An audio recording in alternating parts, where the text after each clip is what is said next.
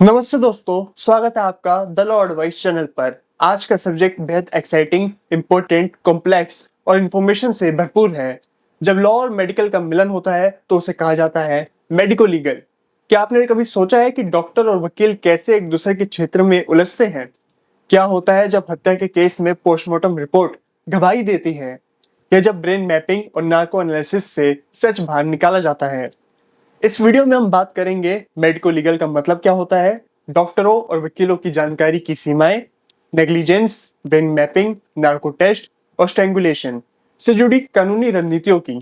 अगर आपने चैनल को अब तक सब्सक्राइब नहीं किया है तो सब्सक्राइब जरूर कर ले, ताकि आप तक ऐसी इंफॉर्मेशन पहुंचती रहे जो आपको किसी दूसरी जगह नहीं मिलती। तो चलिए शुरू करते हैं आज का वीडियो। तो चलिए सबसे पहले बेसिक्स क्लियर कर लेते हैं और समझते हैं मेडिको लीगल का मतलब। मेडिको लीगल दो एरियाज ऑफ प्रैक्टिस है, मेडिकल और लॉ का कॉम्बिनेशन है। एक आम व्यक्ति को ना तो लॉ की पूरी नॉलेज होती है और ना ही मेडिकल की। वकीलों को अक्सर मेडिकल साइंस का नॉलेज नहीं होता है और डॉक्टर्स को लीगल प्रोविजंस का। यहीं पर भूमिका निभाते हैं मेडिको लीगल एक्सपर्ट्स, जो लॉ और मेडिकल के बीच ब्रिज का काम करते हैं। लीगल फील्ड में, खासकर क्रिमिनल लॉ में, कुछ ऐसे लोगों की जरूरत होती है जो मेडिकल टेक्निकलिटीज को लीगल प्रोविजंस में फिर बैठकर बताते हैं।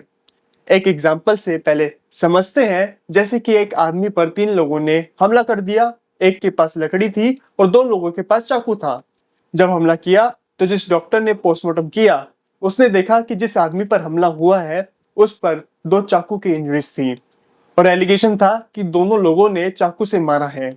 अब ये पता करने के लिए कि दोनों में से कौन सी इंजरी लाइफ थ्रेटनिंग थी, काम है लीगल एक्सपर्ट का। मेडिकल लीगल एक्सपर्ट ने दोनों इंजरीज को एग्जामिन किया और पता लगाया कि कौन से वेपन से लाइफ थ्रेटनिंग इंजरी हुई है। इससे कोर्ट को ये फाइंड आउट करने में आसानी रहती है कि किस आदमी का इंटेंशन क्या था।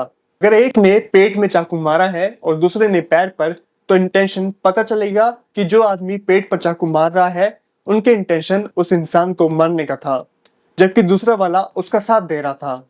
ये एक एग्जाम्पल है, ऐसे कई सारे एग्जाम्पल्स हैं। आई थिंक आपको अब समझ में आया होगा कि मेडिकल लीगल एक्सपर्ट का रोल कितना इंपॉर्टेंट है। दोस्तों, वैसे तो डॉक्टर्स का कानून से सामना कई रूपों में होता है। जब उन्हें एविडेंस के लिए बुलाया जाता है, या जब उन पर या किसी और डॉक्टर पर नेग्लिजेंस का केस होता है, या जब कोई गंभीर चोट, नशीली लत या गन शॉट इंजरी लेकर आता है। कई बार डॉक्टर्स को कानून अननेसेसरी और कॉम्प्लेक्स लगता है क्योंकि वे इसके इंटेंशंस को नहीं समझ पाते। तो फिर क्या होती है लापरवाही, नेग्लिजेंस, यानी जब कोई व्यक्ति वैसा प्रॉपर बिहेवियर ना करे जैसा कोई समझदार इंसान उस स्थिति में करता है।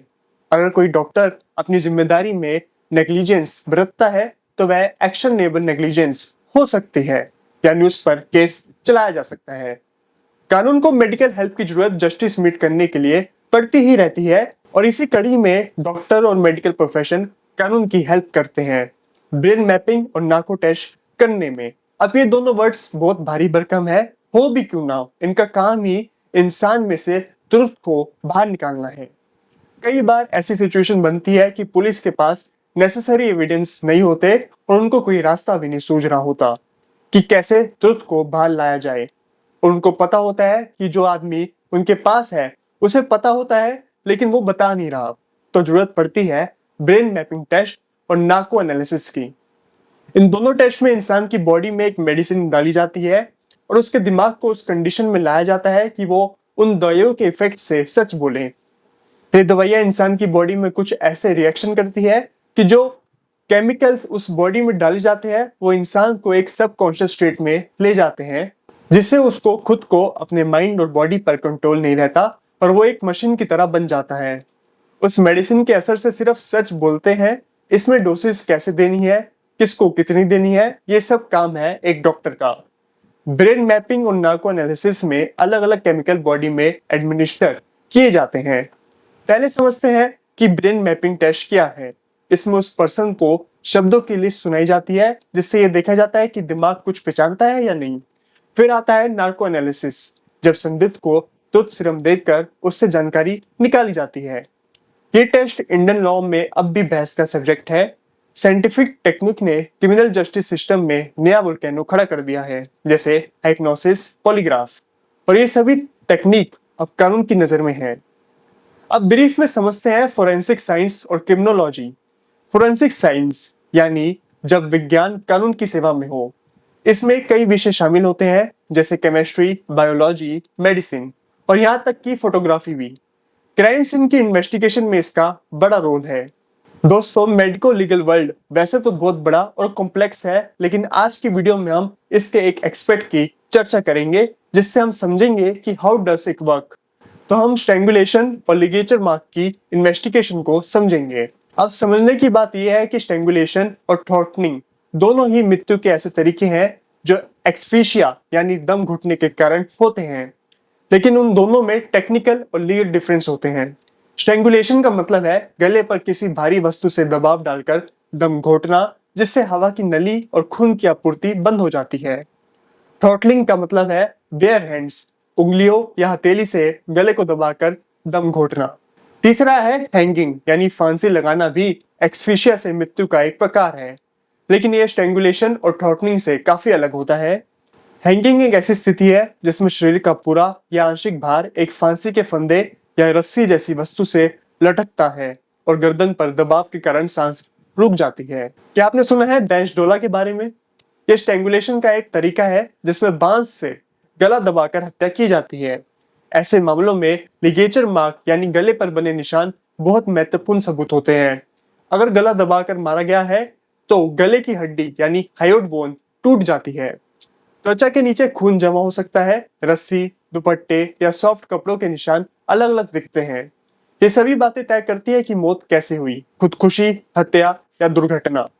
यहाँ रोल आता है एक्सपर्ट का, मेडिकल लीगल एक्सपर्ट का, जो कुछ स्पेशल सिचुएशन देखकर बताता है कि कॉज ऑफ डेथ क्या है। अगर हैंगिंग है तो इंजरी मार्क ऊपर की ओर तिरछा यानी ऑब्लिक होगा। स्ट्रैंगुलेशन में क्षैतिज या सीधा और थ्रॉटलिंग में उंगलियों के निशान होंगे। हैंगिंग में सुसाइड होगी तो सेकंड और थर्ड केस में मर्डर होगा।